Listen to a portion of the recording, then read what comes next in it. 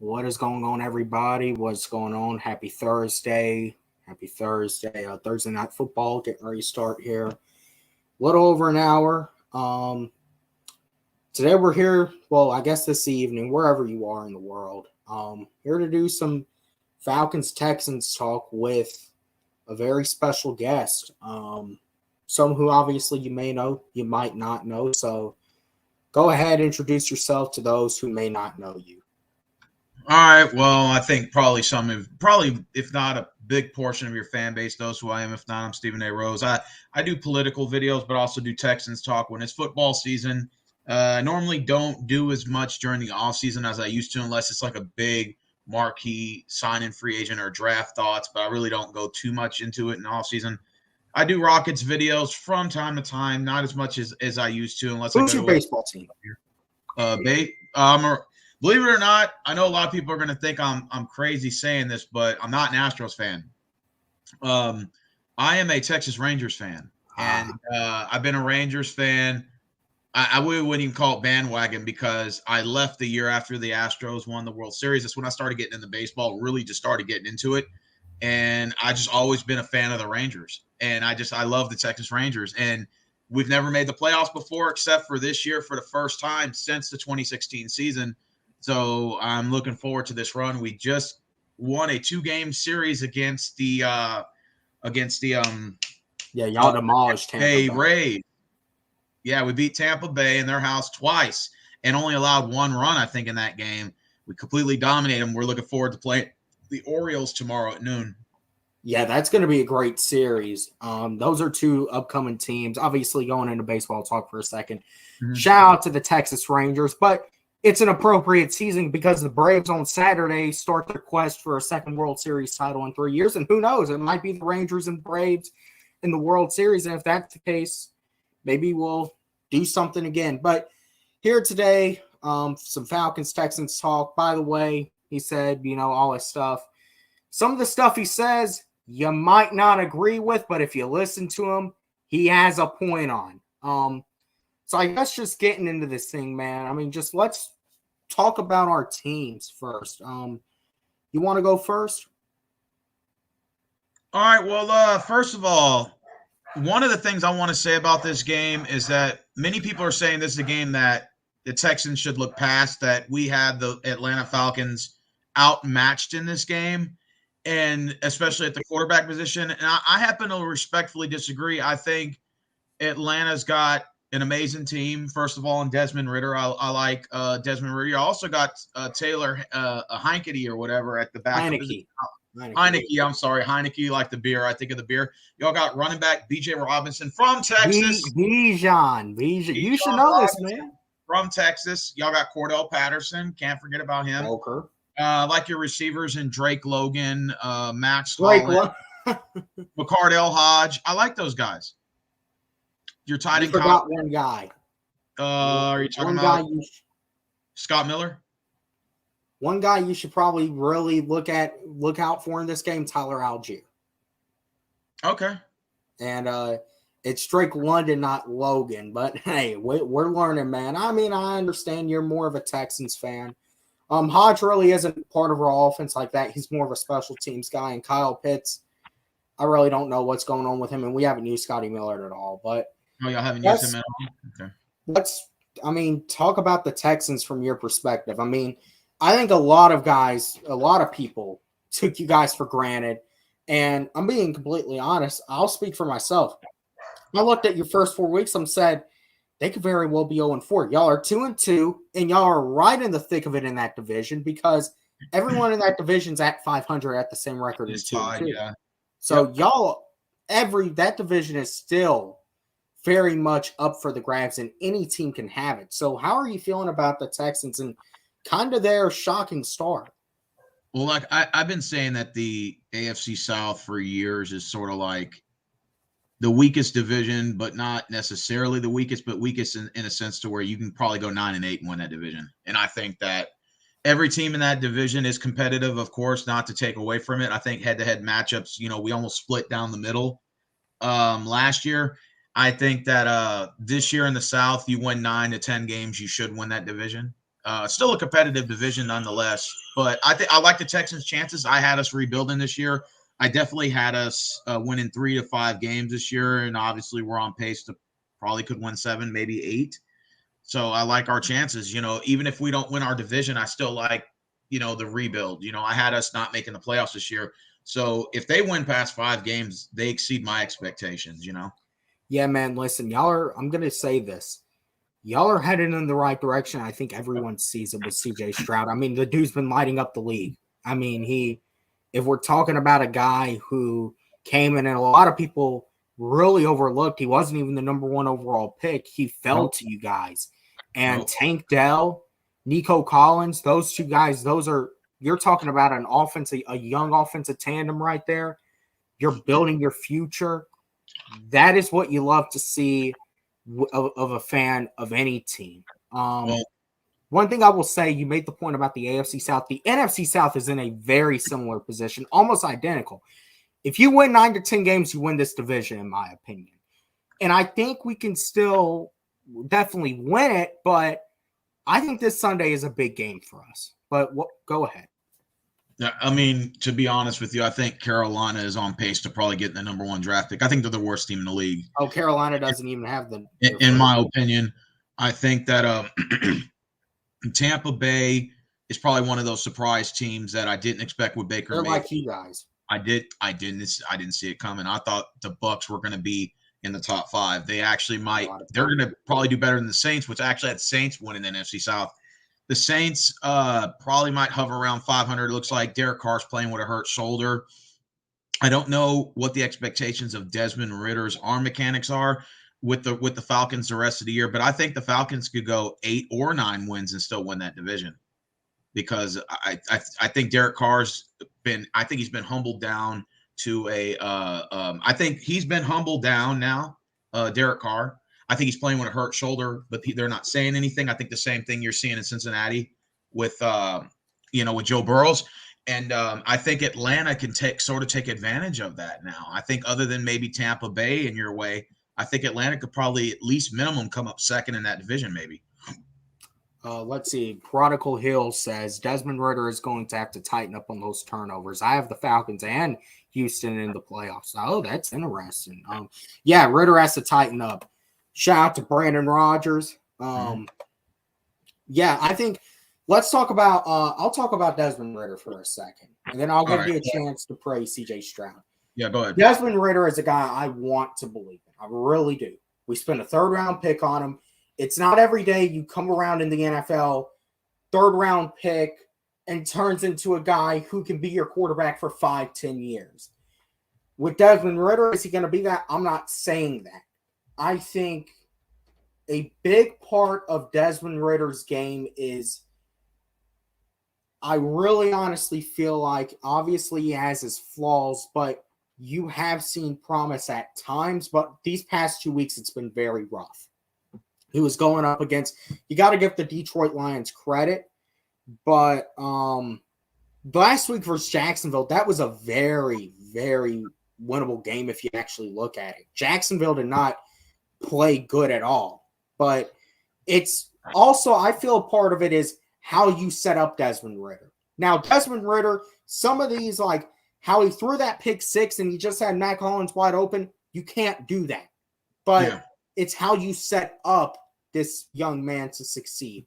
It's how, because you have to, obviously our bread and butter is the run game. You can't be going out and putting games on Desmond Ridder's back at this point, especially when you have a run game. Let Desmond Ridder get accustomed to the NFL, and yes, he's going to have these games, but you can't continue to do this, especially when you're in a position where these games are winnable. Now, hopefully the jitters are done with and we can see Desmond Ridder show improvement. But also, I think there's a big sense that if Desmond Ridder doesn't turn this thing around fast, he probably is not the answer long term. Marvin had something to say from Facebook Live. He says, He says the only problem, Steve, is that we haven't won in Atlanta ever. We're 0-2 all time in the Georgia Dome or whatever they call their new stadium now, and we got blowout losses in both games in 2007 and 2015. Ouch. Well, that sucks, Marvin. That's well, we haven't beaten the Steelers in 13 years, and we beat them last week, but we've never won in Atlanta. That is true.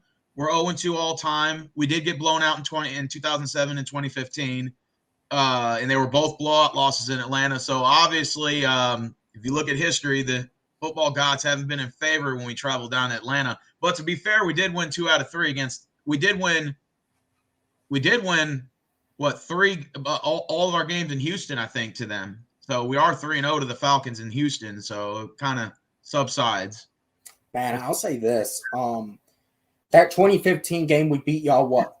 48-21. It was something. Yeah. Devontae Freeman went crazy in that game, and y'all, I think, were our first win in 2007. That was the Joey Harrington year when Vic went to prison. I think y'all were our first win that year, and you've never been to the Pens is another thing too. Y'all are one of the few teams that have never played in Mercedes-Benz Stadium. Period. Not even for the preseason, I think. So, but last time the Falcons and Texans did meet, Will Fuller absolutely lit us up, and Deshaun Watson threw for 400 yards and 5 touchdowns. October 6, 2019. He scored 53 on you guys. Yeah. Oh, yeah. And, I mean, I'll never forget. I mean, that after that point, a lot of us were calling for Dan Quinn's head. Oh, because, yeah. I mean, that was when we were on a 6-game losing streak. So, yeah, that's what happened the last time. But, obviously, we're talking all those names we just mentioned are with neither team anymore. Yeah. Let's see. Mock drafts have the Falcons getting Quinn Ewers. Is that how you say his name? The game's in Atlanta, Prodigal. Quinn Ewers is from Texas. That's the pick. I know he's from Texas. Quinn Ewers, I think it's too early for mock drafts. I really do. It's too early. Yeah, we don't even know backs right now in the draft class. In fact, the rumor has, I don't know RUA if you follow Judah Tribe, but I was just on one of his shows recently. I saw that Justin Fields. Yeah, we did a little 15-minute discussion about that. He wants to do another show with me, actually. He wants to set me up sometime this week on more Bears talk, which I don't mind talking about the Bears. No big deal to me, right? But he said that Justin Fields is from Atlanta. He's from Georgia. And the rumors has it that Atlanta wants to make a phone call, and he's saying that I want to offer some first-round draft picks. What do you think? He played up in what? Kennesaw, which is like 20, 30 miles north of Atlanta. Yeah. So, yeah, I mean, listen, that connection is always going to be there. I don't want Justin Fields. And no team is going to give up a first rounder for Justin Fields. Probably more out of 4th. But, yeah, I don't think we're trading for Justin Fields. If Ritter is not the answer and he isn't playing at one point this season, it's going to be Heineke. Who is winning out of the Washington Communists and the Chicago Scares? Oh, God. I picked Washington. Well, I picked the Foreskins, but they did say that this game is going to be the game to determine Justin Fields' trade, if they're going to probably put him on the trade block. If they go 0-5, Chicago might fire the coach if they lose this. Oh, God. He probably won't even make it out of the plane in Washington. Yeah, he'll be stuck there. Would you entertain the trade for Justin Fields? And let's just say hypothetically, if they were to call you guys up and say, hey, I'm just curious, Atlanta guy, he does want to play in the Dome. He spoke highly of Atlanta. He wants to go there. What do you think? If you were the front office of Atlanta, what would your offer be for Fields?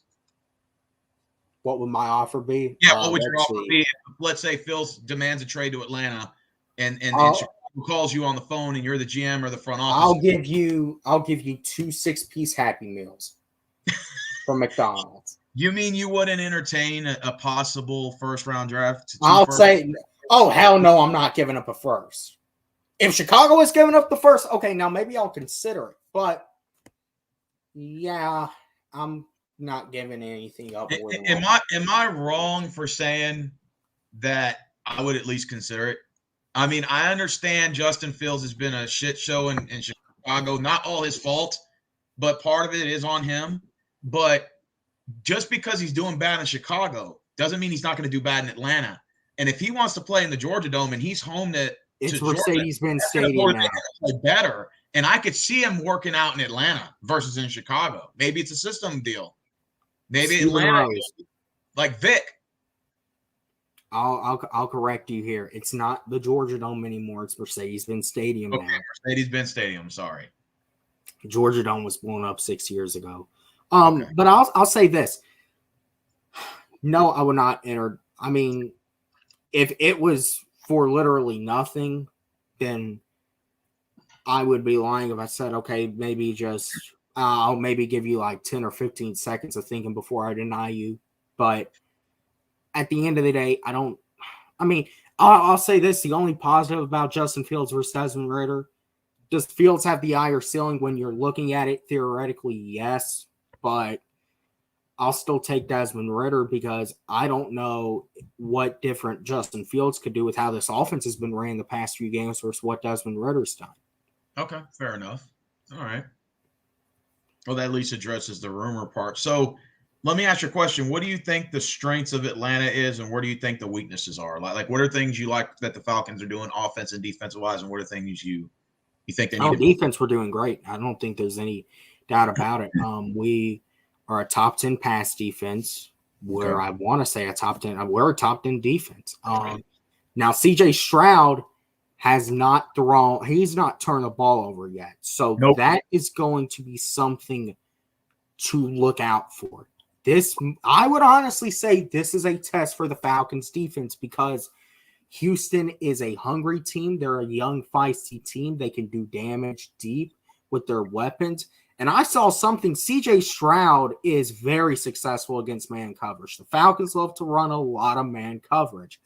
So I think personally, you have to exploit CJ Stroud. You have to get to him. Because the thing is, we're getting pressure to the quarterback, but we're not finishing it off. We're not getting these sacks. We're not doing what we need to do to finish off those sacks. But overall, that's the only negative really about the defense. We let up one big play a game. Typically, that's what it is. We're letting up one big play a game. So I could very well see that happening here. As far as the offense goes, I haven't liked shit about it these past 2 weeks. And obviously, we got Bijan Robinson. You can't be giving Bijan the load 25, 30 times a game, which we haven't done that yet, but it can't get to that point to where if we want to win, we have to do that. I have not liked how we've set up Desmond Ridder. Now, also, Desmond Ridder has to get better. He has to show improvement because if he doesn't, he could be out of here before the end of the season in favor of Taylor Heineke. I said this. I'm going to give Desmond Ridder until the bye week. I'm feeling generous. I'm going to give him until the bye week, and I'm going to see how he does. If he is continuing to do what he's done, especially last week versus Jacksonville going into that bye, it might seriously be time to consider make a change. But right now, he is our guy. And you have to set him up well to win. I think this is a big Tyler Algier game from what I'm going to say. And you're looking for a balance on offense. That's going to come naturally. But I think definitely if you follow the Falcons, you know we can run the football. And we're a top running team in the league. But at the end of the day, man, I just think it's all about how you set your quarterback up to succeed. All right, here was a question that Marvin has. Would you trade 3 Georgia Bulldogs, assuming if Georgia wins the I'm not even a Georgia fan. Okay, who are you a fan of? I'm Roll Tide. Oh, shit. Don't tell your Georgia fans that. Because I was going to ask, would you trade 2 Georgia Bulldogs championships for an Atlanta Falcons? Oh, hell yeah. Oh, yeah. Yes, because you're not a Georgia Bulldogs fan. That question would probably be more directed for probably Sports Live. Probably David in Atlanta, most likely. But ouch, so you're not a Georgia fan. Ouch. That hurts. That stings. That's like, I live in Houston, right? And everyone's like, you're a Longhorns fan. I'm like, yes. Why? Because I've always been in love with the Longhorns. I've always been in love with them. And my favorite players, Vince Young, Ricky Williams, the late, great Earl Campbell. you know, Yeah. Colt McCoy. You know, I could go on and on and on with the great players that have came in and out this locker. You know, the 4 national championships that we have, the infamous Rose Bowl against Matt Leinart and Reggie Bush in one of the best epic college championship games of all time. I can go on and on. It's always been in love. I always bleed orange and white. But over here where I live, it's all about Rice and U of H, and particularly U of H. But so I get that same, I guess, criticism that you probably would get if you were Alabama Crimson Tide fan living in Georgia.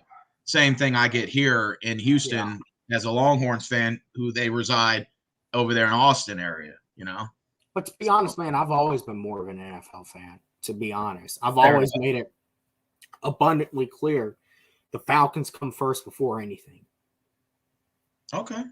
I've always made that. What about baseball? Are you a Braves fan? The Braves are second to the Falcons. Okay, so would you be willing to trade a Braves World Series for a Falcons Super Bowl? I'm going to have to think on that one. I put you on the spot there. I would. I straight up, I would. I would. Because the Braves, listen, and if we win another one, does it just have to be one? Okay. One. Let's just say your last World Series. If you can forfeit that for a Falcons championship, would you do it? Yes, absolutely. Okay. Because we've never won one. I mean, the thing we're most popular about in franchise history is something that happened in Houston, Texas. The 28-3. Oh yeah. So I mean, we have to rewrite history. And every time the Super Bowl is here, guess who wins the Super Bowl? The Patriots. Yeah, the Patriots. They did it against Carolina, and then they won this one against Atlanta. Both NFC South teams. Mm-hmm. Look how that works. The last Super Bowls that were here, it was Patriots both times. Yeah. 25 to 30 carries wins championships. However, you need a quarterback to open up running lanes. Yep, you do. And when you wear down a defense, that allows your quarterback to be able to drive off the play action. I mean, the reason why I talk more about Desmond Ridder, because I feel like we don't know enough about him. I think CJ Stroud, I think a lot of people have game film on him. I can sit here and talk about the guy all day, but, you know, no interceptions, and QBR rating, I think, is 100.7. I think speaks for itself. I think he's the second best quarterback in the league behind Brock Purdy, obviously. And I want to give Prodigal Hill a shout out because before when the draft started, I was saying that we should draft Bryce Young. And I was like, you know, Texans should draft him, you know, moving the first, try to get Bryce Young, take him from the Panthers. Prodigal says, nah, I don't like him at all. You should draft Stroud. I'm like, nah, Ohio State quarterbacks don't work. And he was comparing Stroud to John Elway. He said he sees a lot of similarities. Of course, this was pre-draft, and Prodigal's looking right. So I got to give Prodigal a shout out on that because I have to eat crow for that because I was saying we should draft Bryce Young. Like I was behind saying we need to get Bryce Young. And I don't like CJ Stroud, nothing like that. And then I ended up eating my own words, at least for now. You know, the kid's been phenomenal, unable to turn the ball over, runs out of the pocket, makes great plays, can read defense as well. But I don't know a lot about Desmond Ridder. What are some strengths you like about him? What are some weaknesses what are things you think he needs to improve on? Let's start with his strengths. Here's one thing I love about I'm not going to say I necessarily love, but I do like. He doesn't seem to be really concerned about the outside noise. He seems to show at times strong mental strength, but that's also what leads into his weaknesses because I kind of feel like that's inconsistent. Desmond Ridder on Sunday at times looked lost out there, and it looked like all this was foreign to him what he was facing. Our offensive line run blocking might be out, other than Philadelphia, maybe the best in football, number 2. Obviously behind Philadelphia, but I would very well make that argument. But our pass blocking absolutely sucks. So one thing that I definitely look at is he looks rattled. He does not look in any way, shape, or form comfortable under pressure. The thing with Desmond Ridder is he can use his legs.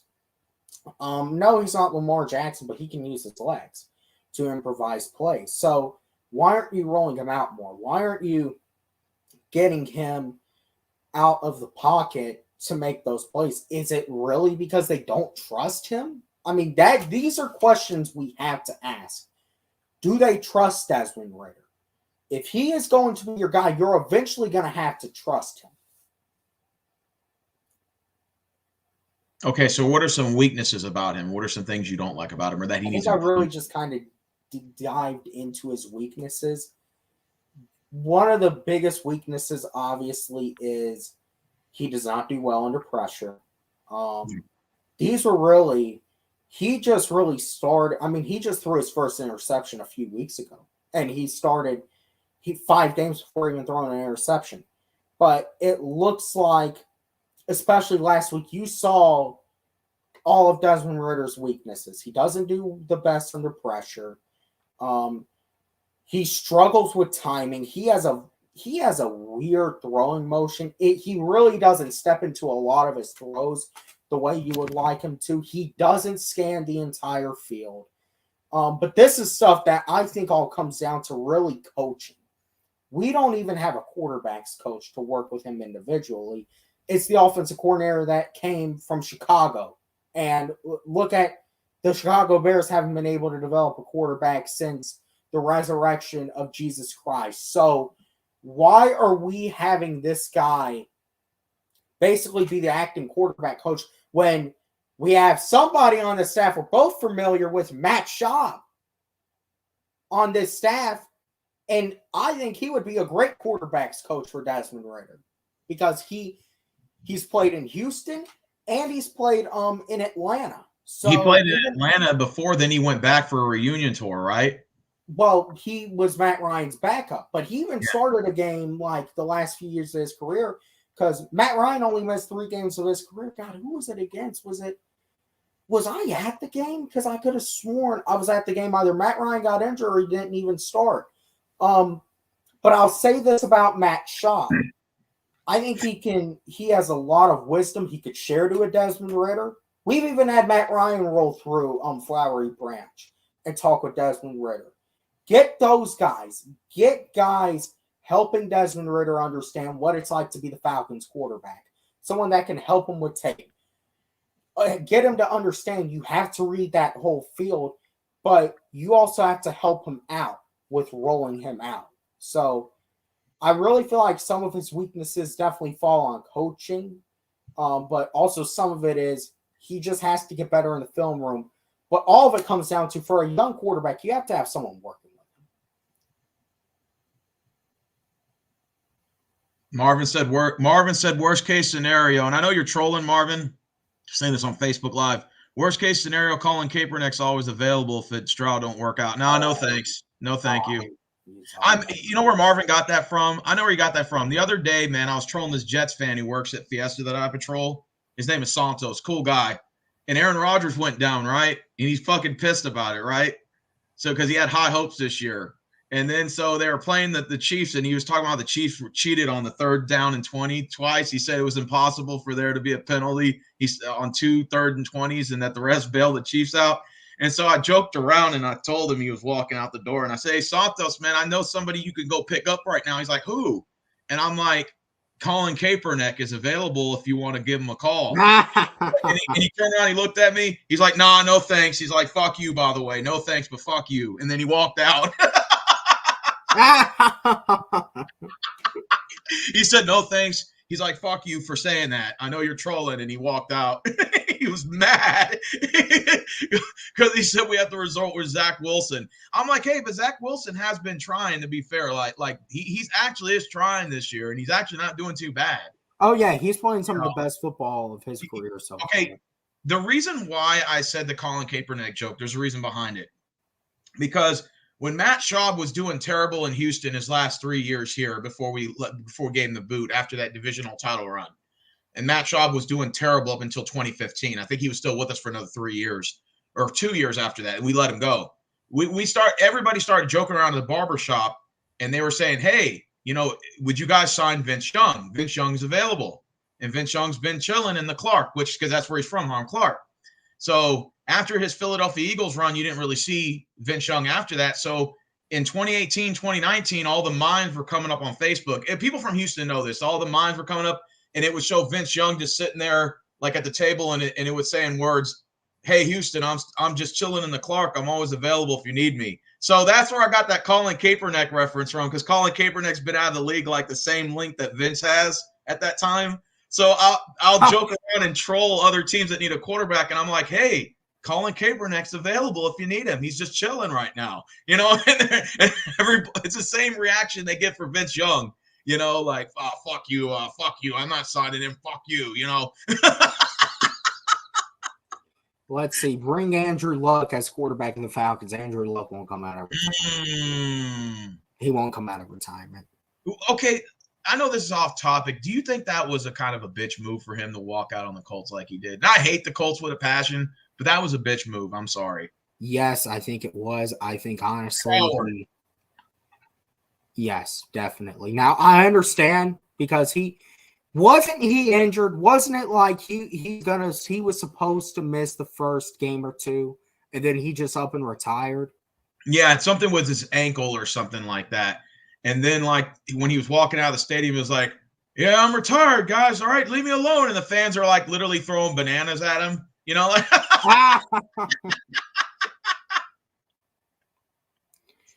But to be completely honest, also, it was maybe he checked out of the game of football. Yeah, because what it was, he announced his retirement before the last preseason game, and he showed up. It was literally during the game. Yeah, and then as he was exiting, people were like throwing ice and throwing fucking, you know, like the bottle gate with Cleveland. They were throwing it at him as he was walking out of the stadium. Oh, I would have picked up the biggest chunk of ice and threw it at him, you know? Yeah. I mean, I think on one hand it definitely was a bitch move. On the other hand, the man was beaten up, and I don't know if he was. So I guess on one hand it was a bitch move. On the other hand, I guess you got to respect him, because at least he was man enough to say, "Listen, I can't do this anymore. I'm not going to let my pride get in the way of me and this team, because all I'll do is." I think that's what. Even though one thing I think you got to look at: what if that never did happen? He'd probably still be their quarterback today. Interesting. So what's the next thing you want to talk about, man? Let's talk about DeMeco Ryans, man. How do you feel about him? Well, at first, I you know, other than the fact that it was another DEI hire, you know, of one-year black head coaches over our head, I figured, well, is this going to work out? And DeMeco's been, you know, he's had familiarity with this team. You know, he used to play for the Texans for 5 years, I think from 2006 to 2011. So he's been with this team for 5 years, and he's had a great run here in Houston. I think he was with us on one of our playoff runs the first time, and then after that he left and went to another. I forgot where else he went to. Philadelphia. There you go. He went to Philadelphia shortly after, and you know, DeMeco Ryans was over there in San Francisco, doing his thing over there for a while. I was a little bit edgy at first. And, you know, the hype that he brought here and saying we're going to have a wonderful draft and this and that and focus on team needs. You know, I felt like the last 2 or 3 years, our front office, Nick Cesario, has been hitting golden on our picks, especially in the trenches, addressing our defensive line. You know, Whitney Merciless retiring, J.J. Watt no longer here, that sort of ordeal. We lost, DJ Reader, of course. You know, Kareem Jackson left the team. Jonathan Joseph went to the Titans and then retired. So, you know, he was able to replace a lot of those pieces, because we were like lacking in the cornerback position. We were lacking at the safety position. I felt like we filled a lot of those voids up. And so we've been doing fairly well in the draft, I would say. Since 2020, we have 27 players in our starting rotation, which is the second youngest team in the NFL behind the Arizona Cardinals. And I just think that our front office has been doing a good job. And then appointing DeMeco Ryans, I think, has been proven so far to be the perfect hire. I just hope that he lasts the whole time, you know, 3 to 4 years, whatever the contract has him out to be. But I definitely don't. I'm not all for head coaches getting fired after 1 year. So I hope they've learned after 2 years of doing this that, you know, not to do that again. Even if DeMeco doesn't have a successful season this year, I still say let's keep him around. He's familiar with the system. I think him and Nick Cesario are a good 1-2 punch combination, and I just get him better. Yeah. I'll say this. First of all, I love what Terry Fontenot has done with this team and how he's built it up. I love how he built up the defense this offseason. And initially, when you're looking at it, you kind of roll your eyes at 3 straight skill players on offense. But realistically looking at it, okay, it makes sense. And you've gotten solid pickups on your offensive line. Yep. You've gotten solid pickups in the trenches through free agency and later in the draft. Obviously, some guys. Taquan Graham, who's a former Longhorn as well. You're still really looking for him to develop into what your ideal prime for him is. But also, he is going to be one of those role players. But he is no doubt. Here's the thing with our defensive line. They're rotating guys in and out. Calais Campbell basically said it's like hockey, where it's you go in for 3 plays and you're out. So when you're really looking at it from that perspective, you like it because the guys stay fresher. And I love what the secondary can be. I mean, this is the first time I would honestly be daring to say this might be the best defense we have had since 1998. Really? You're going to go far to say that? Yes, and that was the year we made our first Super Bowl. I would be daring to honestly say that. Would you put them in front of the 20 – what was the year y'all made the Super Bowl against the Patriots? What was that? We did not – we had a middle-of-the-pack defense that year. Okay. The year after the Super Bowl, we had a top 10 defense, but yes, I would put us in front of that defense. Really? I think the only thing that is holding us back is those sacks. Okay. Now, obviously, that 28-3 still haunts you or whatever. Obviously, the Falcons were way due for a Super Bowl, in my opinion. It's going to haunt us until the day we win a Super Bowl. Now, the question is, and this is just my question with you, what are your expectations for Atlanta before the season started, and how have they met your expectations so far? I know it's barely we're 4 weeks into this, but if you go and check out my channel, okay, I did a whole entire season predictions. Gotcha. I said the Falcons were going to start off 2-2. I said we would go start off 2-0. We would win against Carolina and Green Bay at home, which we did. And then we would go on the road and lose to Jacksonville, and we would lose to Detroit and Jacksonville. We did. What pisses me off about how we lost is the way we lost. If we would have lost both those games in competitive fashion to where, okay, maybe Detroit and Jacksonville, they just made more plays in the end. Okay.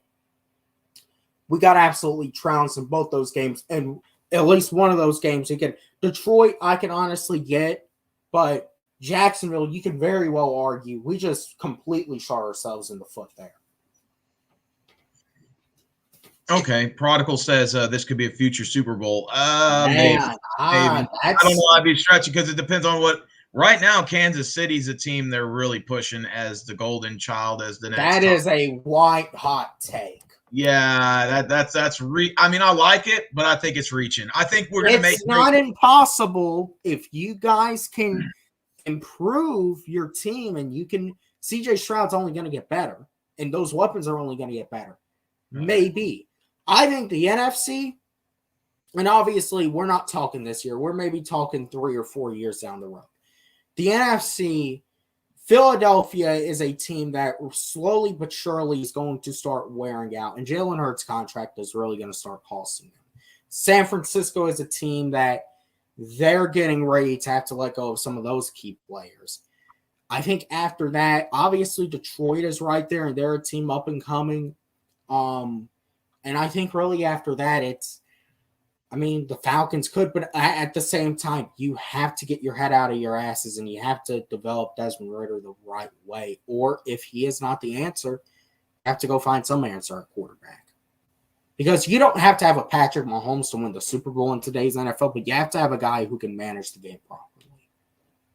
And if Desmond Ridder proves to be not that, he can't manage the game properly, you're going to have to let go of him and go find your answer. Your pregame video, you said you had the Falcons at 2-2. Where did you have them finishing at, though? I had them finishing at 10-7.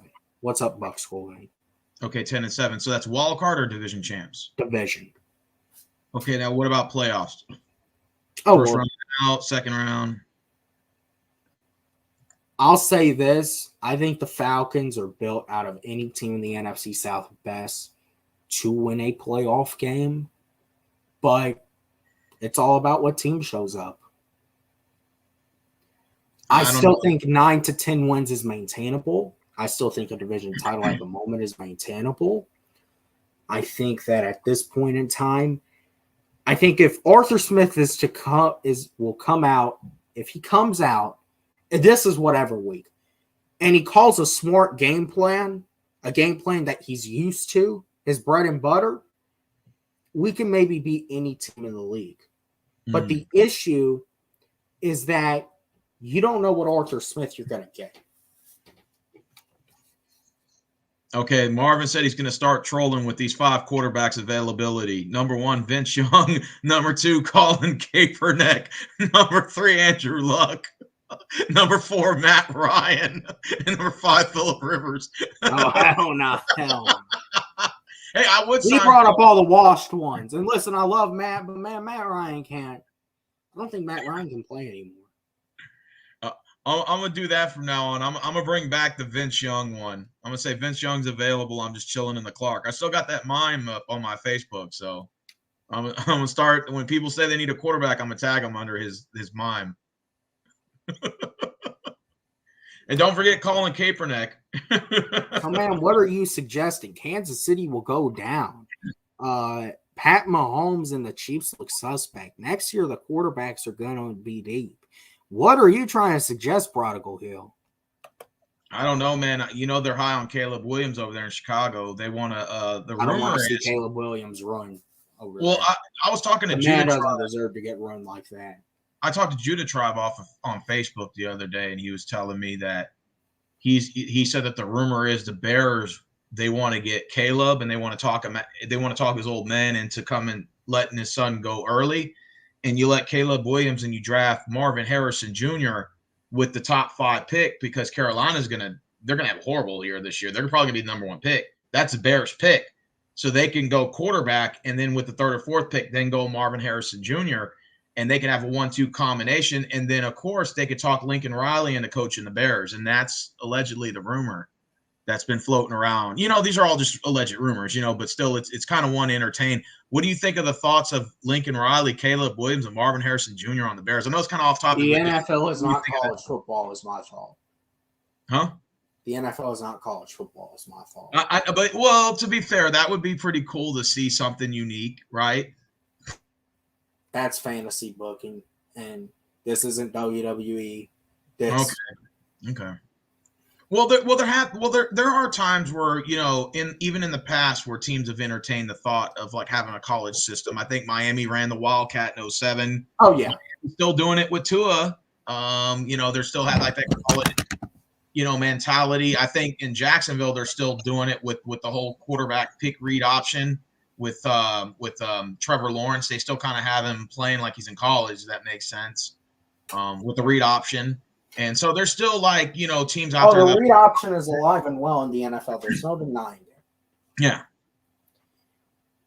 Well, the read option is a lot bigger in college than it is in NFL. There are a couple of teams that can still kind of congeal to that college system, but like you're saying, it won't work in the long run. So I guess because obviously we talked about a lot of stuff, and we can continue to do so. Let's talk a little bit about this game again, and how we think this thing plays out. Right. No, you're good. But how does this thing play out? What do you think the Texans, I guess, first of all, how would you expect this game to go?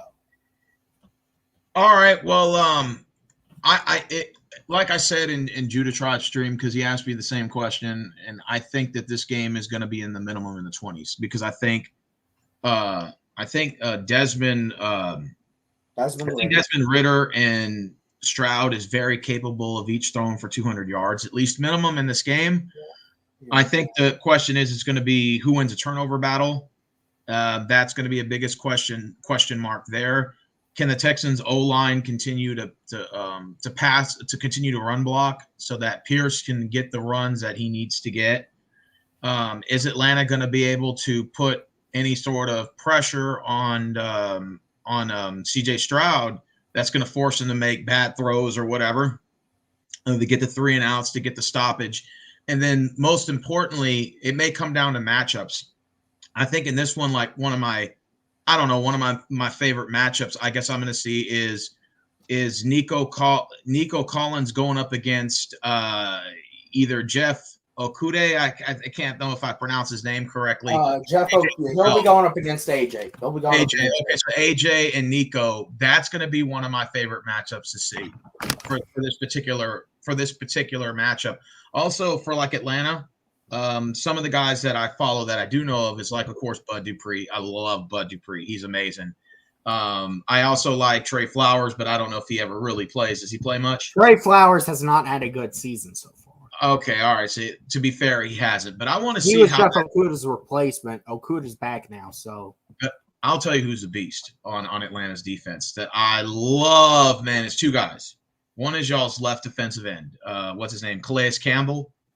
And the other one is your right defensive end, Grady Jarrett. Like, I love him. Yeah, those are two beasts. Yeah. That's it, man. That's it. That's your locker room leaders. Mm-hmm. So I'll say this. I definitely think that this is going to be a test, obviously, for our defense. I think for our offense, I'm going to go ahead and say I definitely think you lean into that running game. I think that's what it comes down to. You have to win time of possession. You have to keep the Texans really off the field because I will say, I would honestly probably say this is the best defense CJ Stroud has faced other than the Ravens all season. Okay. I would be willing to say that. So who's Atlanta's biggest target on offense that you think that Desmond Ridder needs? I mean, obviously he's going to go to Bijan Robinson. Obviously he's going to get some carries. But in terms of like offensive weaponry, who do you think that the Atlanta's biggest like weapons will be on the field in terms of receivers? I'm going to ask you about your cornerbacks first. Okay, go ahead. So, I mean, and obviously D'Amico is a linebacker guy. He played linebacker. But how are your corners? And tell me a little bit about your linebackers too. Okay, do you want to go to my corners first, safeties and corners, or linebackers? Let's just talk about the DBs first. And how you think. All right, our defensive backs. So you want to go to our linebackers first? Defensive backs. Oh, okay. Well, like for example, like I'm gonna say first we'll go to corners, right? Corners and safeties. Steven Nelson's had an interception every game. Dude's a lockdown, shut down, small man's Revis Island. A guy who's very undersized. He's probably about around the same size as Kareem Jackson, but the guy's got a lot of toughness, quick agility. He's been everywhere on the field, and this guy has averaged an interception every game. He's got 4 for the season. Jalen Petrie, another guy at our free safety position, who's very good. Jimmy Ward, another good one. Our left cornerback, who's actually going to be. I saw Jimmy Ward throwing some shade at our offense. Oh yeah. It's going to get nasty this week. Yeah. He's been firing worse. Shaquille Griffin's out. So we're probably going to have either Alex Austin in, or we're going to have Kadir Holloman in, or we might have to move Tavir Thomas to the other side. Tavir Thomas probably going to have to play left cornerback position. Steven Nelson on the right. Ooh. So yeah, our and like I said, Derek Stingley Jr. is out, so that does help you guys. He's on injured reserve, 6 to 8 weeks. Yeah, he's out 6 to 8 weeks. So he's out for some time. But our linebackers, Denzel Perriman is back, a beast of a linebacker. Blake Cashman, I think, has had 2 interceptions for the season already.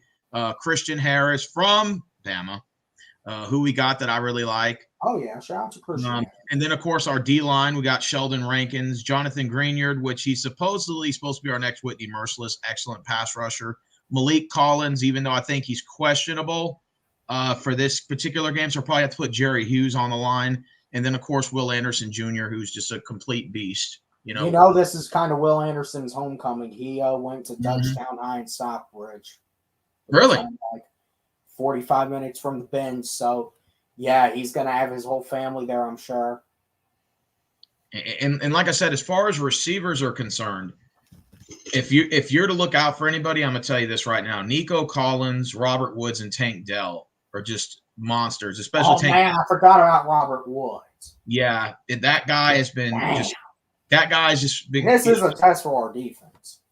Robert Woods has been a beast, and he did nothing in Tennessee. But since he's come here, he's been on second and third down conversion. That guy has been making big plays up the middle.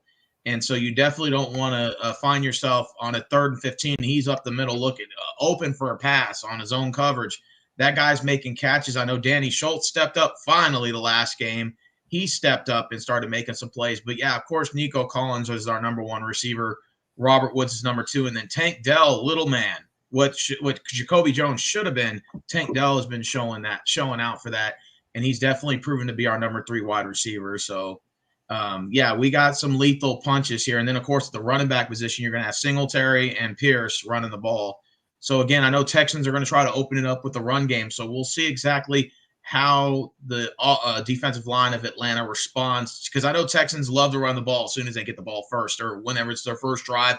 They love to execute the run first to see if we can open up the lane and try to get some runs, see if because Pierce is good at finding holes and stuff, so he can run through it and get those 7 or 8 yards or 6 yards per carry. So I want to know exactly how, especially Atlanta's D line, is going to be able to respond to that, and be able to see if they can stop the run. So it's going to be fun. It's definitely going to be fun. Noah's got a question for you. I saw him ask this earlier. He's got a question for you.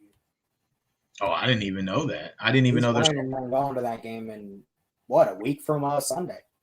Oh shit! Yeah, we do play the Saints coming up. I forgot all about that. After us, yeah. Oh shit, we do got the Saints. We need y'all to beat them. Yeah, we it's funny because the Texans play all NFC South opponents in the next 5 weeks. We got a bye week after the Saints. Then we open up at Carolina, and then I think the Bucs come to our house. 4 straight against the South.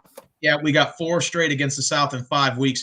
And then after that, we got a 3-game road trip. I think it's like at Arizona, at Buffalo, and at someone else. I think it's at Tennessee or something. Like, we got a 3-game road trip after that. And then I think the Jets come to us in December to start December off. Or we go at Jets after that. So, yeah, it's going to be a very difficult task coming up. All NFC South opponents. Just get it out the way, right? No, all I can tell you is get the nosebleeds. That's all I can really tell you if you want to save as much money as possible getting those nosebleeds. But yeah, I think really kind of talking about this game more. First of all, we were talking about the offense, our offense. Mm-hmm. Man, you talk about Steven Nelson. It sounds like the dude has a lot of heart and he fights. 4 interceptions, 1 each game. It sounds like that. But, man, and that doesn't sound good when you're talking about Desmond Ridder and his interceptions. But, man, I got to be honest as well. Just looking at this entire thing, with Drake London is 6'4". And how tall is Steven Nelson? Like 6'1", maybe?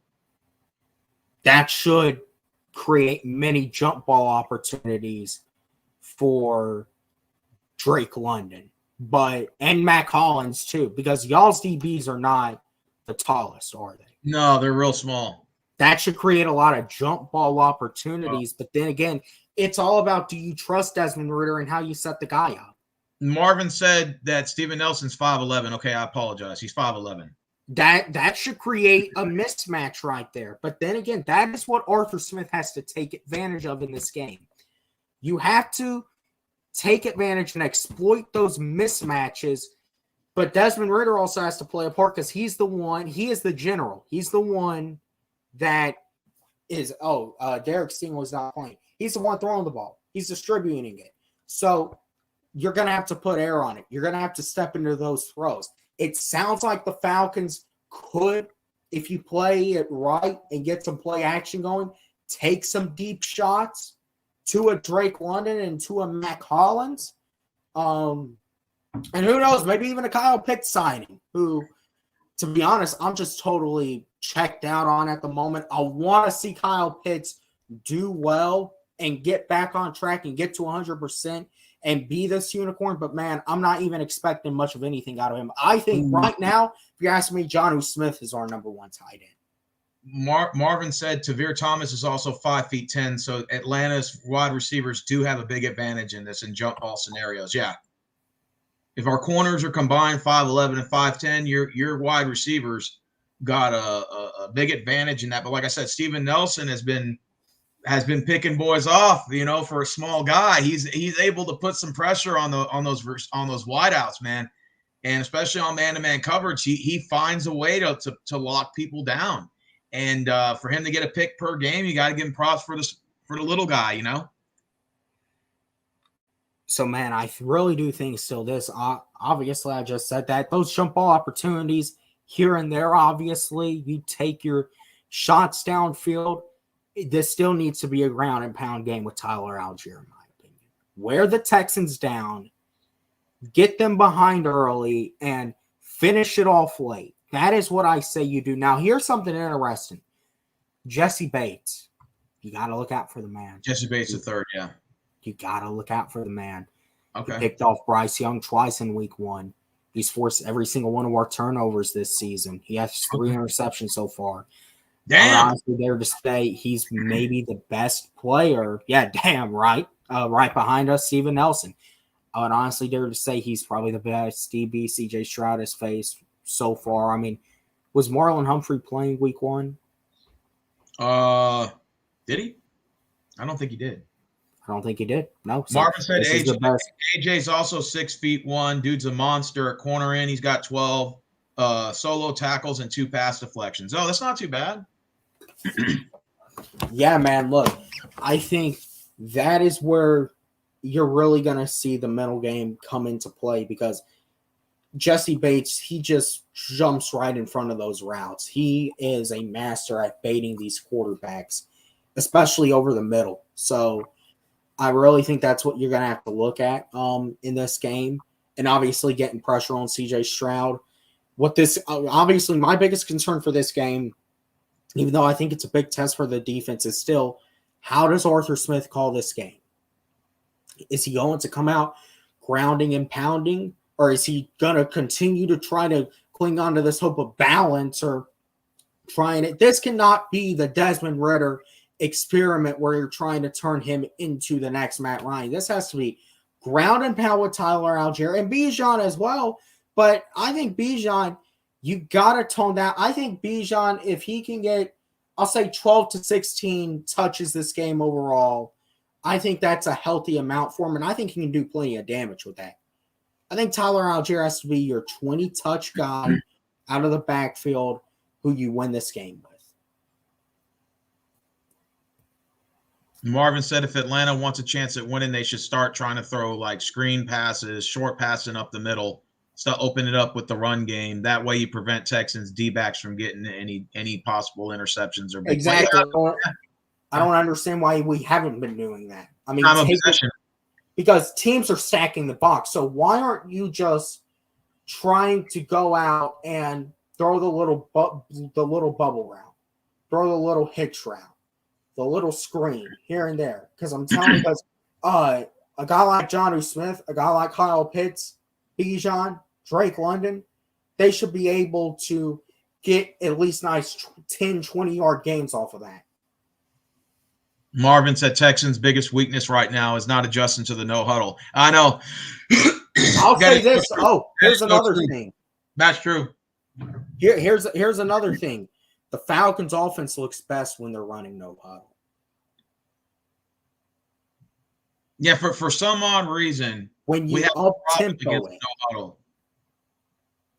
And the Colts and the Ravens perfected it against us so well, especially in the red zone.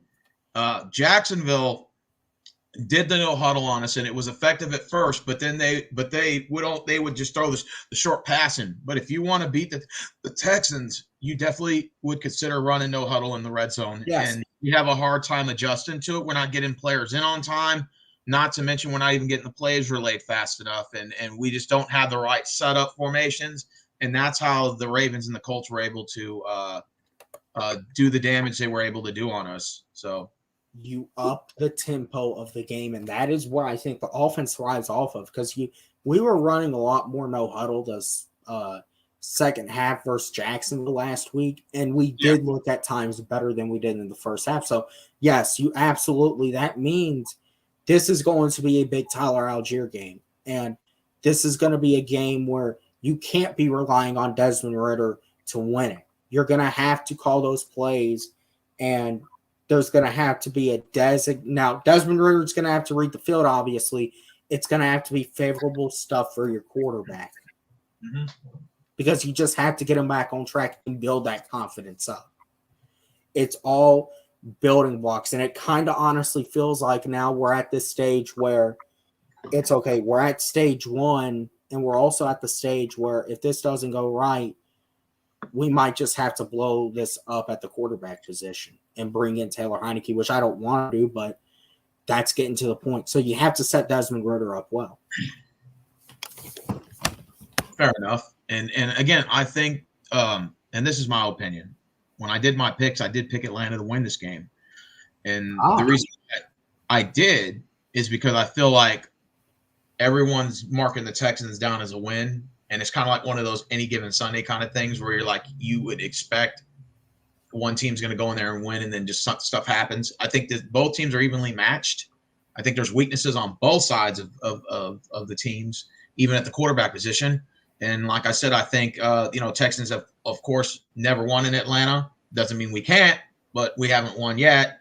And we're 0-2 all time. Both of our losses were blowouts, by the way. And so, considering all that, I go to the football gods on that one. And, Atlanta is at home. They do play better at home. You guys have a deep. Yeah. You guys play way better in Mercedes-Benz. Yes. So is that fair to say? Okay, so you guys play better at home. And I just think the odds are looking in y'all's favor. I think it's going to be a close game. I'm thinking you're looking at a battle of the trenches in the 20s. But I'm looking at maybe like 27-24 Atlanta, like somewhere in there. I said 26-23 Atlanta, so we're pretty much on the same page. It's going to be one of those physical type football games where it's really going to be more so the fact of who can control that time of possession and who can control the tempo of the game is really what it's going to be. That is going to be like who blinks first. And I think that could be a case too, where like both offenses are scoring, getting field goals and or touchdowns. And then it just comes down to who blinks first, right? I don't know if it's necessarily going to be a who scores. I think if the Falcons want to win this game, you come out early and you get it going on offense, and on the defensive side of the ball, you can play just good enough to where in the second half we can put you guys away, but it's going to be tough to do so, I think, because I do think you guys are going to stick around. So I'll say 26-23 Falcons. Fair enough. It's going to be a close one. It probably I could definitely see this in some ways being a back and forth game where it comes down to whose defense can get the stop. Really. Okay, so, that's a fair way to look at it, yeah. Is there anything else to cover about this game? I mean, I guess I can go over a few more pointers. Okay, so as far as your offense is concerned, what is the strategy for your? Because I think that, like, for my opinion, if you were to ask me, what is the Texan strategy? The strategy they're sticking with is pound the run first, and then open up the lanes on third down on complete, third and long scenarios or third and short scenarios. What is Atlanta Falcons strategy going to be? Are you going to run first, or what do you think it should be? The damn ball. Run the damn ball.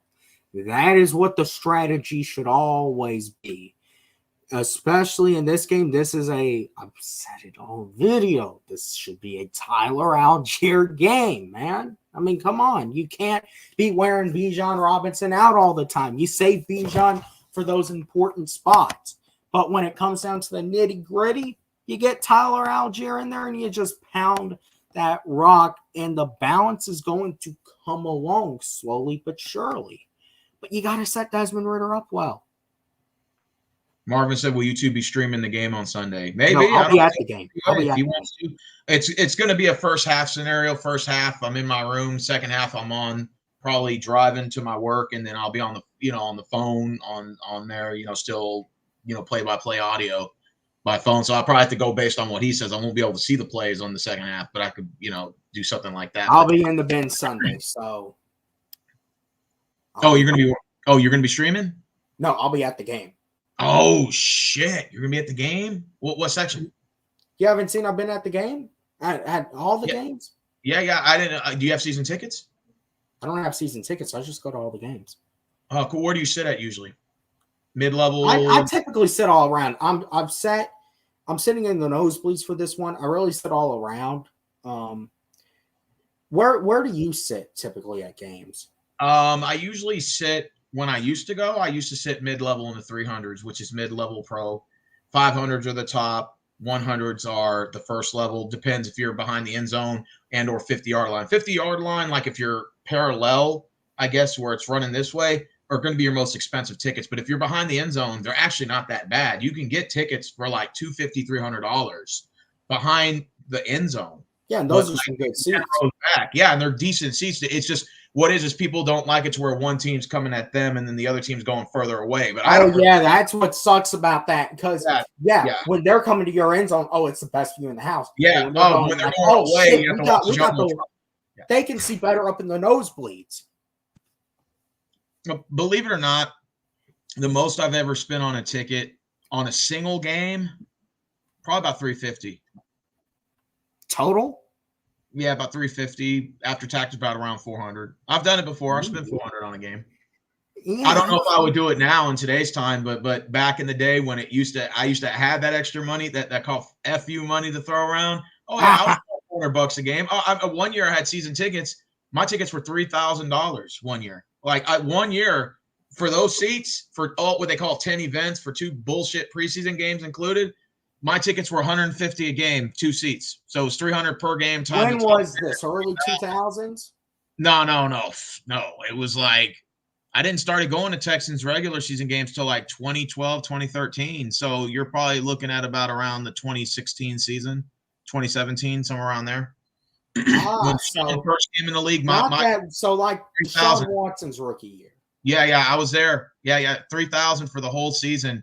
And believe it or not, the best way to do it is you pick a game that people want to go to, and you sell those tickets, and you can get back at least probably about 50% of the money alone that you sold for a couple of those games. You get some of that money back. So, for example, Dallas and Houston is always a good game to go to when they come to Houston.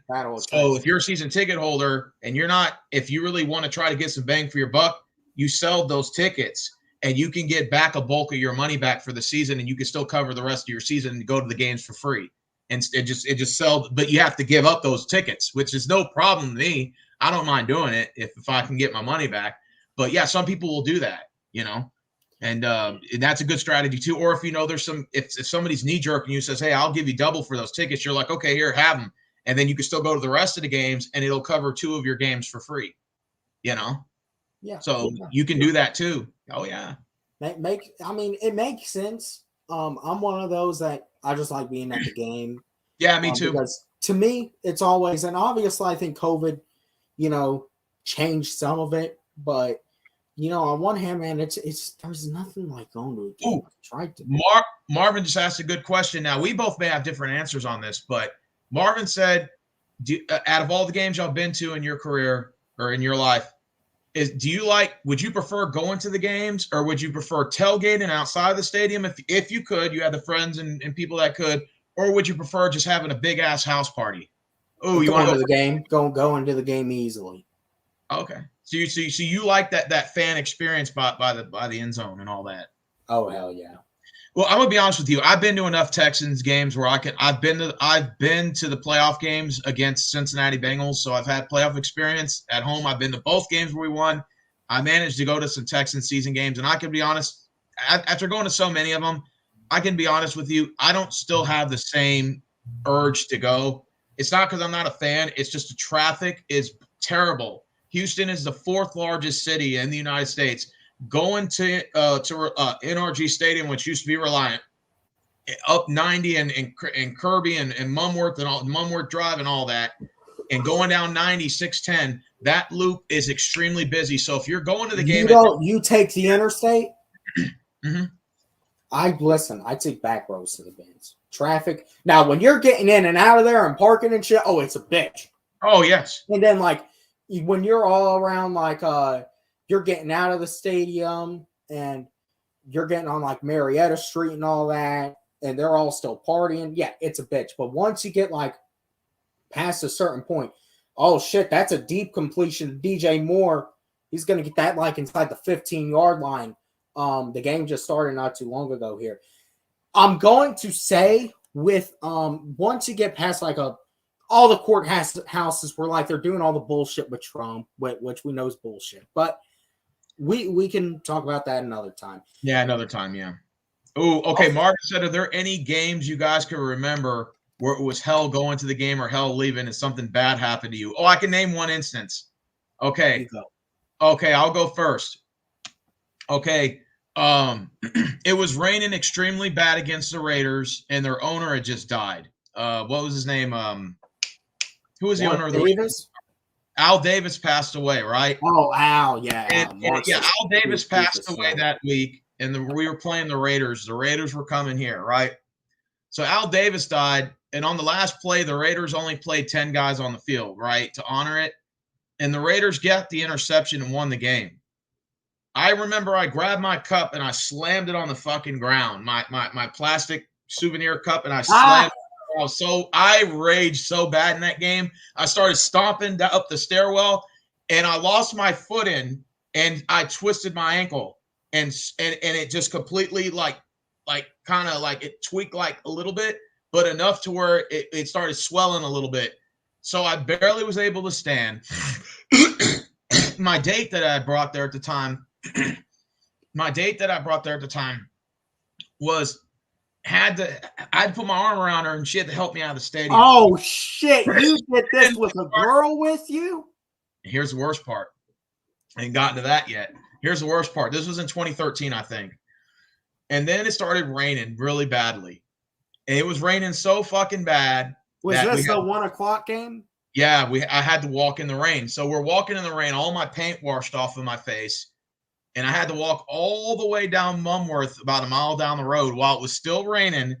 And then I had to make a left onto Main, sit at the damn donut shop, wait for my peoples to come get me. And we were completely drenched, soaking wet. Everything was destroyed in my pocket, bro. Everything. Paint washed off of my face. My costume was all messed up. And my ankle was completely swollen for like a week. That was the worst time ever. And people joked around and said Al Davis was in the game and he was the 11th guy. And I was like, oh, just to throw insult to injury. What about you? Do you have any memorable moments going to a game?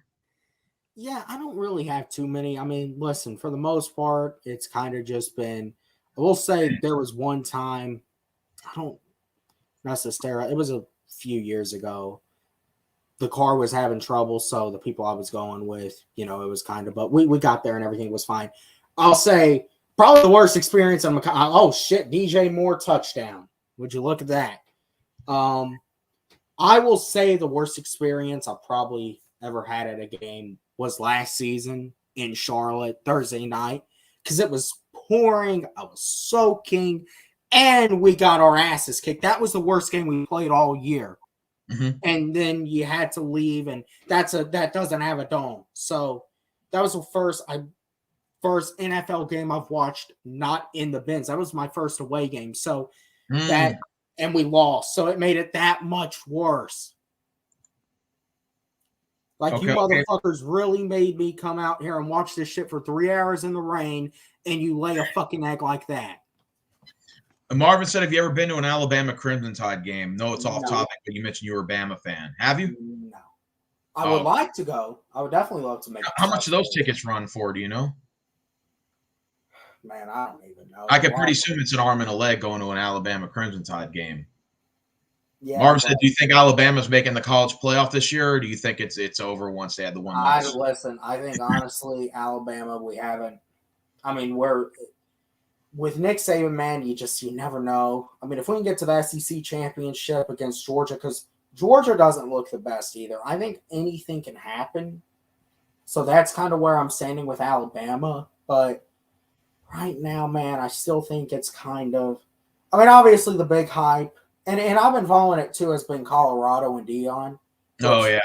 We know they're not doing – They've already lost 2 games, yeah. They'll make a bowl game, but that's been the big hype. But, man, I just think it's – I don't know with really college that much because – do you think Bama gets to the top 4 this year? Because this is the last year for the top 4. You are aware it's going to top 12 next year. Oh, yeah.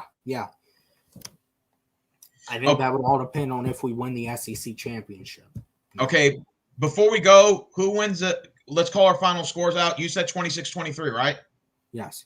Okay, I'm going to say 27 – or what did I say? 27-24 Atlanta. So we both agree Atlanta's going to win. Call a prediction, Texas OU. Who do you got? I know you're not a big college game, but if you had to pick, it's a Red Rivalry shootout. They're both 5-0. Both teams look Texas, Oklahoma. This is this Saturday at 11 o'clock. Where is it at? Well, they play every year in the Cotton Bowl in Jerry's World. I mean, not Jerry's World, but the Cotton Bowl in Dallas in Fair Park. Ooh, that's good. Yeah, they always play in the Cotton Bowl every year, but they'll switch home and road. So it's both congruent to their distance. I'm gonna go with Texas. I think y'all got Ewers, y'all got Sarkisian. I'll go with Texas. Yeah, it's going to be something about this Oklahoma team scares me this year. They got a high prolific offense. Their quarterback Gabriel is phenomenal. Great running team. They got awesome receivers. This OU team reminds me of the OU team I saw in 2015. They are very dominant, and I think whoever wins this game gets in the playoffs. I think the loser is going to be out. And then that's my opinion. And I think because this game always has big playoff implications. The only thing I hate, but I understand why they do it, is why we play so early in the season. It's always after, we're always after the 5th game we play in around October 7th. I'm hoping maybe in years to come they'll push the date back to at least Halloween. It'll allow these teams to go 7-8-0, and that way you can push this game to be a bigger than what it is. And I think I know the NCAA has been talking about that, putting our games in possibly November. Now you're talking about cold weather being a factor or whatever. So I know they want to keep the weather nice and warm, but I don't see anything wrong with pushing it back towards the end of October at least. I think the weather's still going to be in the fair 80s, possibly, low 70s. I think it's still going to be a pretty warm enough game for them to play with no issues. I kind of want to see that maybe in the future, but this game is going to be big this week. Big game. Yeah. Definitely. Probably the biggest game in college football this week. Marvin said, why they play it so early? Oh, because they know if they put the game on Saturday night, that people are going to come drunk to the game and start fighting. So if they put it at 11 o'clock, they know no one's going to be drinking. Who the hell is going to want to drink at 10 a.m.? No one. So that's the reason why, is to prevent fights at the game. And so they want everybody to come, and it to be a clean game, fun matchup, 11 a.m. You got to be there at probably 9 o'clock in the morning. Who the hell is going to want to drink at 9 a.m.? But if you push that game towards 6 p.m., 7, everyone's going to show up and talk to that game. There's going to be a lot more fights. That's why they've done that. They have the game. So I guess we've pretty much covered everything. I mean, is there anything else you want to add about the Falcons? Okay, we'll take one more question and then we'll clear it up. Marvin said, who is Alabama's big matchup? Is it Auburn? Is that y'all's kind of robbery shootout? Okay. Yes, the Iron Bowl. Is that why they schedule y'all late in the year? I think it's the last game of the year, week 13. Rivalry weekend. Y'all go at all. I mean, listen, and I think this year we're in Jordan Hare. Man, that's gonna anything can happen in Jordan Hare. So where is Auburn located? Auburn, Alabama, Jordan Hare Stadium. Oh, I didn't know that. I did not know that. How far are they from you guys? Like Bama versus Toluca? They're like 2 hours, but for me. It's only about 2 hours for me, so I probably won't, but I could go to that game if I really wanted to. Marvin said, to be fair, not to be critical of you guys, but going to a college football game has a better atmosphere than NFL. Oh, I'm pretty sure it does. There's nothing like going to a tailgate in a college game. I've tailgated when the Longhorns came to Rice, and I tailgated outside Rice Stadium, and it was beautiful, man. Rice Stadium is actually really nice. And guess who goes there? JT Daniels, 6-year senior from USC. He made that school actually pretty decent this year. He put them on the map. Won some big games. They won at U of H a couple weeks ago. But yeah, anyways, man. I think we pretty much talked about a lot of football. Yeah. Man. You got to go as soon, or maybe you want to stick around because I want to talk about something with you. Maybe just for a few minutes. I mean, I got all the time in the world. I didn't want to make you feel like you were having to be on here forever. That's because I thought. Oh no, it's fine. It's fine. I mean, I can talk another hour if you want. It's up to you. It's your channel. No, I mean, we'll go off stream and then we'll talk about it because it's kind of going off topic. Okay, got you. Yeah. Okay. So, with that being said, that's pretty much all it is. 26-23 Falcons, 27-24 Falcons. So we're both picking the Falcons. Win. I think it's going to be a trap game. And I know Marvin said, how did you say it was a trap game? I think you guys, a team like y'all are due for a loss, but also I'm not taking you guys lightly in any way. You guys are a threat. You should be treated like one. And if we make the same mistakes we made the past 2 weeks, you can win. RUA, what's the Vegas odds on this game? Do you know? Marvin's asking. Man, I gotta let's look that up before we go. That's a good question. Well, let's get that spread. Yeah, look that up. We were favored by 2. Yeah, man, let's do it right now. We'll both do that. We'll see race to who gets it. Let's see Vegas odds. What is because I want to know the point spread on that game? Yeah, on the Falcons Texans. Falcons. Let's see. Gosh, it says we're 2-point favorites. Okay, so the over-under is 41. Okay, let's do that. Okay, so you're a 2-point favorite, right? As of right now?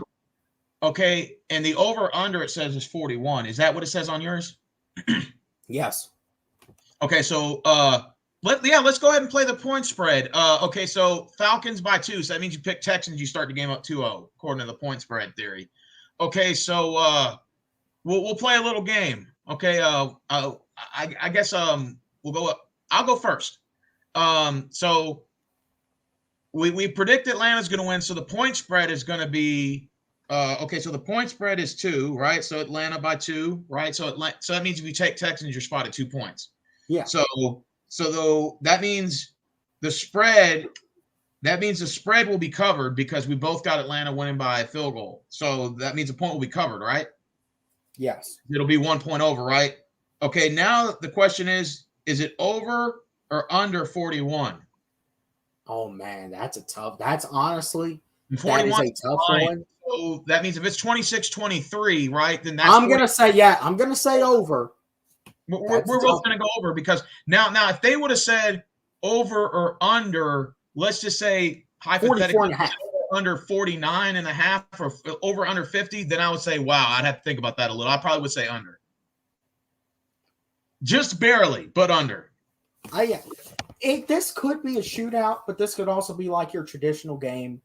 I'll go ahead and say I think it probably goes over. Honestly, though, I know I said 26-23. That spread, I could very well see the Falcons winning by maybe 1 or 2 points. But okay. I think we cover. But at the end of the day, I think it's going to be it should be a good game. I think it's an opportunity for us to get back on track. I've said this. I think if we do not win this week, I don't really like where our season could be heading. I disagree. I still think it's at the beginning of the year. I think I understand that, but man, I honestly I think we have to bounce back here because you'd rather bounce back sooner rather than later. Okay, Rachel said, is there any significant injuries on the Falcons that? Oh no, everybody for the first time this season is healthy. Oh, you're saying for the first time everybody's healthy? Yes, everyone's healthy. Yeah, like I said, we're still out 2 offensive linemen. So, like I said, that does help. Lamarlee Tunsil's out. I think Jones is out. Tunsil's out. Then yes, you're going to have to get pressure and exploit C.J. Stroud. Mm-hmm. I guess kind of an update for my people, and hopefully, if you've came over from Stephen Rose and you've watched, you have subscribed. I do plan on doing the preview and predictions video Friday because obviously we talked about the game. I still plan on doing that. And I'm probably just going to do that every Friday now because I think instead of doing it Wednesday when it's still kind of shallow, we'll know more about the matchup, more about the injury report, how everything stacks and lines up. So that's probably what I'm going to do now. I'll be at the game Sunday. What are your off days? Wednesday and Thursday. Always Wednesday and Thursday. Always Wednesday. So, but let's say if you wanted to do a stream Friday or Saturday, right? Hypothetically, and you said, "Hey, let's do this at night." The best time to do it would be, after. I would say probably about sometime after 10 o'clock. That would be like the best time to do a stream with me because I will still be at the store. It's dead in the store hole. Nobody's there. And, it would be 10 p.m. Central. My time would be like 11 your time if you're on Eastern time. Here's the thing.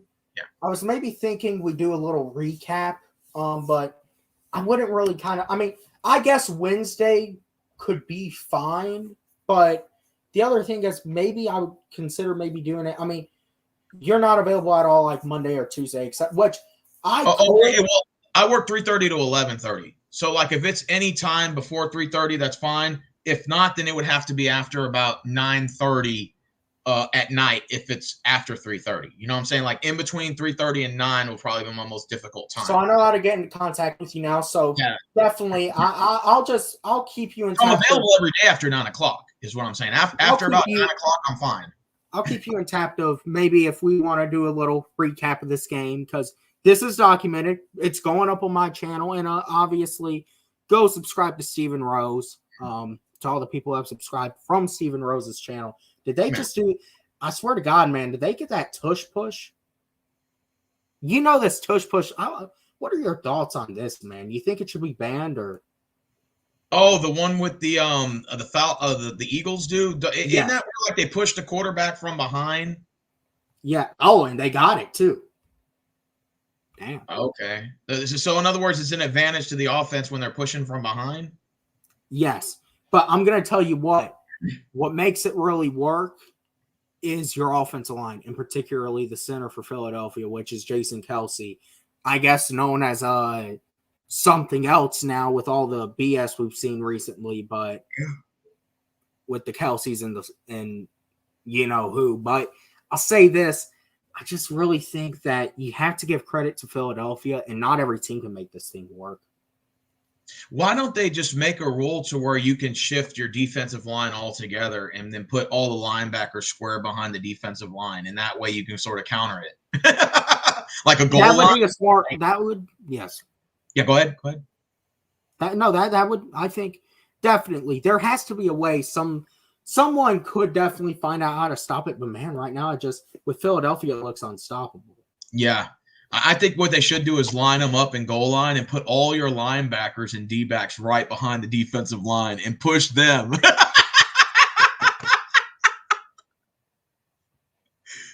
Yeah. Damn. So I'll say this, I guess closing off, I guess maybe we can, because I'll be at the Braves playoff game Monday night. So now the thing is, I get back. You got to tell me, what are your chances on the Braves winning the World Series this year?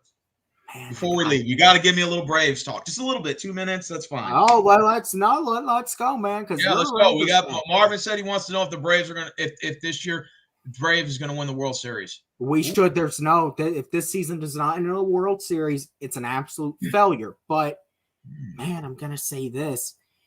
I'm not just treating this as, we're just going to win the World Series. I think we definitely should, but I'm not just treating this as, this is automatic. We're going to have to go through Philadelphia. We are going to have to go through the winner of the Brewers and Dodgers, and then we're going to have to go through an AL team, and that's going to be the toughest one of them all, be it the Rangers, the Astros, the Orioles, whoever. It's not the easiest path. You're going to have to work for it. And the bullpen concerns me. It really does. Marvin said, fun fact, in the last 7 years, 4 of those teams in the playoffs have won World Series. Astros, Phillies, Dodgers, and Braves. Ouch! That's what even makes, to me, tell you the truth, that NL is the National League is so difficult to run through because the American League, Rangers are predicted to fall flat. Let's just be honest, to the Orioles. And then, of course, the Astros are predicted to mollywop the Twins. Now, it's just going to come down to Astros and Orioles, assuming you're just giving a bird's eye view. Man, I'm going to be honest. I wouldn't be shocked if it's an Astros Rangers ALCS. I think you guys could beat Baltimore. I hope so. And the thing is, though, with the NL, that Braves Phillies, that's going to be a monster matchup. Arizona as an underdog. Oh shit, it's Arizona. I forgot. Arizona against the Dodgers. You're talking about an NL West matchup now. That is going to be nasty. And then Braves and Phillies are what, in the same division too, right? Yes. No, AL East. Philadelphia knocked us out last year. Here is what concerns me, honestly, about this. I think we should beat Philadelphia. And obviously, I think we have to avenge last year. What concerns me, man, is we might just run all out of gas if we go too hard against Philly. Which you're going to have to go hard against them to win. Do you think you guys got the roster to beat, or do you think you guys can beat the Dodgers right now? Yes, I do think we can beat the Dodgers. Okay. I do. And line us up against, I think the team in the AL that does concern me is the Astros, because they're the team that is, I think, our match. I think, obviously, I know even you as a Rangers fan, y'all still have that inexperience overall as a team. Yeah, even though you do have, I'll just say this. I think our first playoff in 7 years. If we were to meet y'all or we were to meet Baltimore, I would feel more comfortable with where we were at a point in time with winning the World Series against y'all. But Houston, I don't know. I think we definitely should, but I'm honestly let's beat Philadelphia, and then let's see who comes out, because Arizona could beat the Dodgers. I know it's a long shot, but it could happen. It's October baseball. So, hey. This is going to be a very interesting World Series this year, and there's a lot of good teams that are in here. Let's just go ahead and, before we get out of here, let's predict who we think is going to win each series, and then we'll see who comes correct because October 14th is when it all ends, so 7 days. Twins and Astros, how many games? Ooh, Twins and Astros. Mm-hmm. Oh man, I'm definitely going Astros. I'll say Astros sweep them. I'll say Astros 3-1. Braves and Phillies. Braves in 5. Yeah, I'd say the same thing. Dodgers and Arizona. Ooh, man, I gotta say the Dodgers in 5. I think I got a feeling Arizona is gonna give them a fight. All right, Rangers and Orioles. Rangers in 4. I'm gonna say Orioles in 5. As much as I like my Rangers, but and I'm glad they made the playoffs, first playoff series win since in 12 years. But at the same time, I just think Orioles are one of the best teams in baseball outside of Atlanta. And that's going to be a very difficult matchup. So we pretty much agree on everything except for the Rangers, Orioles, and you got the Astros sweeping. I got the Twins managing to win 1 game out of that. But yeah, other than that, we pretty much narrowed down the Braves and the Dodgers, Arizona down to the T. Like, we even got the winner and both going to 5. So we both agree on that. So that's not bad. But okay, that's not too bad. Anything else you want to discuss, or is that pretty much right? I guess let's continue to go on with our baseball predictions for a second. So then that would put the ALCS at Rangers, Astros, and that would put for me, the Rangers, Astros, so in all Texas, and Atlanta, LA in the NLCS. Okay, for me, if that were to be the NLCS, it would be the 3rd time out of 4 years. I think I gotta be honest. It's going to be a tough one. The Dodgers have our kryptonite that we finally got over the hump. Mm-hmm. I would probably go ahead and say the Braves, just like 2 years ago, would win in 6. And I think if we're really talking Astros, Rangers, ALCS, I think the Astros would win in 5. I think a World Series, you're probably looking at, I would say the Braves win in 5 against the Astros. So you're saying Braves and Astros in the World Series again? 2nd time in 3 years. Wow. Okay. Well, here's what concerns me about that. Okay. That narrative that Houston is going to be out for it, but they already won it, and there hasn't been a team that's won back-to-back World Series in a minute. So I would definitely probably say in that history, I think we're favored there. So I would give us it in 5. All right. I'm gonna say Astros and Orioles in the ALCS. I'm gonna say the Orioles win. It's gonna be something new. I think the Orioles take the Astros out. They're going to the World Series. I think they're the best team in the American League, and there you go. I got the Orioles, and for the NL, obviously I got Atlanta versus the Dodgers. I think we both agree there. That's going to be a very tough matchup there.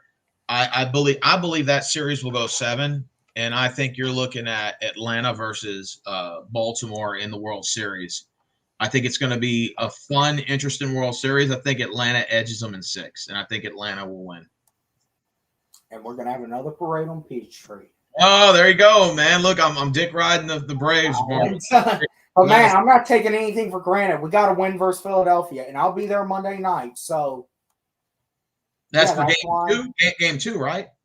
That's game 2. Yeah, because game 1's on Saturday. I think my Rangers start the series early at noon. And I heard Tampa Bay Rays fans were bitching at the MLB for starting their game at 3 p.m. on a Tuesday, saying that they had to show up. Yeah, their excuse was that it was the MLB's fault for not scheduling the game at 7 or 8 because people have to work, which I can kind of understand that. They didn't show up. That's the bottom line. They didn't show up. Why should Rangers went there and smoked them. We went and smoked them. Yeah. So, yeah, I think that's pretty much all it is. We covered the Falcons. Yeah. We covered some experiences of going to games. We covered some baseball. This was a great talk, I'll say. You're definitely welcomed on anytime. We're going to have to do this again, man. Now, Marvin said, are we doing a stream for Sunday? It's up to RUA. If he wants it, I'll jump in if he has a live stream going. I'll be at the bench. So he'll be at the game. Never mind. He'll be at the game. Never mind. He won't be able to do it. I'll be putting out content from the game, though. Best believe it. Now, what we can do is later on that night, around 9 or 10, after the Sunday night football game is concluded, we can go and talk Texans, Falcons, or we could do it in the morning, talk Texans, Falcons, afterthoughts, and we can go over all the games too for you guys. We could maybe do it that night. But I'll just have to see how it all works out. Obviously, I have kind of a busy day Monday with the playoff game and everything in the evening, and then obviously some stuff to do before that. But I think I could probably make that work. Marvin said, what do you guys thought to having a panel where y'all do a recap of all the games? That would be fun. Yeah, that would be something. That's something interesting. We can get a panel of 5 or 4 people, invite different people in. Yeah. Yeah, no, that would definitely be something. We might be on to something, man. We definitely might. This was good. This might be the start of something big. But those panels, if we're talking recap, that's going to be a 2-3 hour show easily. Easily. Yeah. Easily. Talking about breaking down every game? Oh, yeah. You're talking about 3 hours, Marvin, minimum. And it ain't just going to be the Cowboys either. It's going to be over every game, breakdown, trolling, everything. You're looking at 3 hours. Yep. Sure is. About, a Monday Night Raw episode. Yeah. So, but yeah, I think that's pretty much it. I appreciate everyone who tuned in. Noah, Buck Skull Gang, Prodigal Hill, me and Steve Rose. Once again, go sub up his channel, guys. He puts out a lot of content. So your friend Marvin on Facebook, shout out to the support. So shout out to Rachel too. Shout out to all of them who rolled through, show support. I'll see you guys in the next one. All right.